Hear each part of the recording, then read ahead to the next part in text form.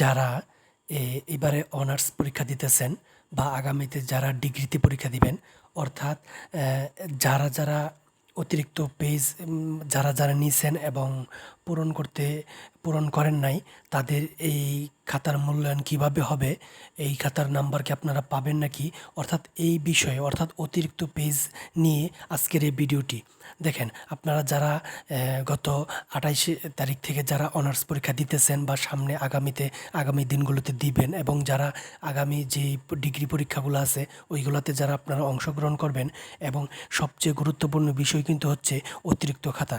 তো অতিরিক্ত খাতা পূর্বে যেই নিয়মটা বা যেই কার্যকর ছিল, যে শুধুমাত্র বৃত্ত বয়রট, অর্থাৎ রুল রেজিস্ট্রেশন নাম্বারের সাথে বৃত্ত বয়রট করলেই যথেষ্ট। কিন্তু বর্তমানে রুল রেজিস্ট্রেশন নাম্বারের সাথে অতিরিক্ত খাতার সংখ্যাটা রাখে নাই।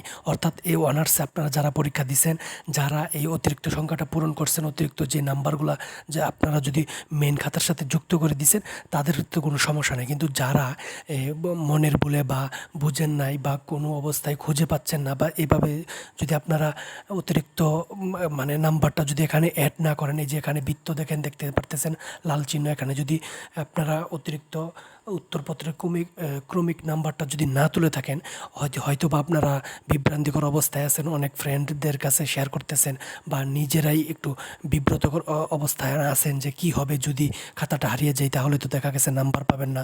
তো আজকের এই ভিডিওতে সব কিছু, অর্থাৎ আরেকটা বিষয় আপনাদেরকে বলতে চাই, যদি আপনাদের কোনো প্রয়োজন হয় বা কোনো অসুবিধায় পড়েন, তাহলে অবশ্যই কমেন্ট বক্সে জানিয়ে দিবেন।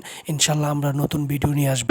এবং তাহলে শুনুন, যদি আপনার খাতাটি যদি আপনি এখানে কোনো নাম্বার সংখ্যা না তুলেন, অর্থাৎ অতিরিক্ত খাতার যে নাম্বারটি থাকে এই নাম্বারটি যদি না তুলেন, এই যে দেখেন এই খাতার সর্ব উপরে দেখেন, এই যে এখানে দেখেন, মানে ছবিটা একটু ঝাপসার কারণে বোঝা যাচ্ছে না, কিন্তু আপনারা যারা অবশ্যই পরীক্ষা দিতেছেন অবশ্যই দেখবেন, অতিরিক্ত খাতাটা দেওয়ার সাথে সাথে দেখবেন উপরে একটা নাম্বার দেওয়া আছে, হয়তো বা ইংরেজি অক্ষর থেকে প্রথম একটি অক্ষর থাকবে, তারপর কিছু নাম্বার দেওয়া থাকবে। এই নাম্বারগুলাই, অর্থাৎ এই নাম্বারগুলাই এই যে এই নিচে কিন্তু আপনার বসাতে হবে। অর্থাৎ আপনি যদি একটি লুজ নেন তাহলে 1 নাম্বার সিরিয়ালে লিখবেন, 2টি লুজ নিলে 2 নাম্বার সিরিয়ালে লিখবেন, 3টি লুজ নিলে 3 নাম্বার সিরিয়ালে লিখবেন ওই নাম্বারগুলো। দেখেন, যদি আপনি এই নাম্বারগুলো লেখেন, তাহলে দেখা গেছে আপনার যদি খাতাটা হারিয়ে যায়, তাহলে আপনার এই নাম্বার অনুযায়ী এই সিরিয়াল দেখে দেখে তারা এই নাম্বার খুঁজে বের করবে, এবং আপনার খাতার সাথে আপনার অতিরিক্ত হারিয়ে যাওয়া পেজটি কিন্তু যুক্ত করে নাম্বার দিবে। আর আপনি যদি এখানে না দেন, এখানে যদি আপনি না বসান, বা ওই নাম্বারগুলো যদি এখানে না বসান, অর্থাৎ আপনার খাতাগুলো যদি হারিয়ে যায়, তাহলে কিন্তু এই খাতাগুলো কিন্তু আর গণ্য হবে না, বা আপনার মানে এই খাতাগুলা থেকে কিন্তু আপনি নাম্বার পাবেন না। কিন্তু যদি আপনি এখানে ওই নাম্বারগুলো তুলে দেন, অর্থাৎ এই যে এখানে যে নাম্বারটা আছে, এই যে উপরে দেখতে পাচ্ছেন একটু ঝাপসা, এই যে এখানে এই নাম্বারটা যদি আপনি ওইখানে বসায় দেন এবং আপনার খাতাটা যদি হারিয়ে যায়, তাহলে শিক্ষক এই নাম্বার অনুযায়ী আপনার খাতাটা বের করবে। অর্থাৎ এই নাম্বার, এই যে এখানে যে নাম্বার আছে এবং আপনার খাতার পিছনে দেখবেন, অর্থাৎ এই যে এই পৃষ্ঠাটা কিন্তু সবার শেষে, পিছনের পৃষ্ঠা, এই পৃষ্ঠাতে কিন্তু আপনার নাম্বার মিলিয়ে কিন্তু আপনার অতিরিক্ত খাতাটা মূল খাতার সাথে যুক্ত করে দিবে তারা। আর একটা জিনিস সবচেয়ে বেশি লক্ষ্য রাখবেন, যদি আপনার অতিরিক্ত খাতার মধ্যে যদি শিক্ষকের স্বাক্ষর যদি না থাকে, তাহলে কিন্তু আপনি অতিরিক্ত পেজ থেকে কখনোই নাম্বার পাবেন না। এটা সবচেয়ে গুরুত্বপূর্ণ কথা। আর যদি এই এখানে যদি আপনি ক্রমিক নাম্বার নাও তোলেন, আর যদি আপনার খাতার সাথে যদি আপনার ওই অতিরিক্ত খাতা থাকে, তাহলে কিন্তু আপনি নাম্বার পাবেন।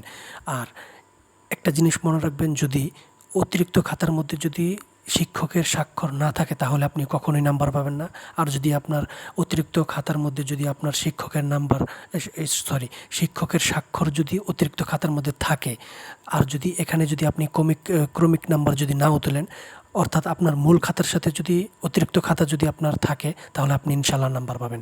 কিন্তু যদি স্বাক্ষর না থাকে শিক্ষকের, তাহলে আপনি কখনোই নাম্বার পাবেন না। আর আশা করি আপনাদের অতি চিন্তা করবেন না, হতাশায় থাকবেন না। যা হবার হয়েছে, আগামীতে যেন এরকম ভুল না হয়, এবং খুব খেয়াল করে সচেতন হয়ে এই এই গড়গুলো কিন্তু পূরণ করবেন।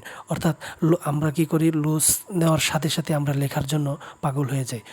অথচ আমাদের উচিত হচ্ছে অতিরিক্ত পেজ নেওয়ার পর এই সংখ্যাগুলা, ক্রমিক নম্বরগুলো পূরণ করে তারপর আমাদের পুনরায় আমাদের যেই লেখাগুলো আছে এটা যেন আমরা লিখতে পারি। তো যদি আপনাদের এমন কোনো ফ্রেন্ড থাকে যে এরকম ভুল করে থাকে, তাহলে অবশ্যই এই ভিডিওটি ওই ফ্রেন্ডের কাছে শেয়ার করে পাঠিয়ে দিবেন। সকলকে ধন্যবাদ।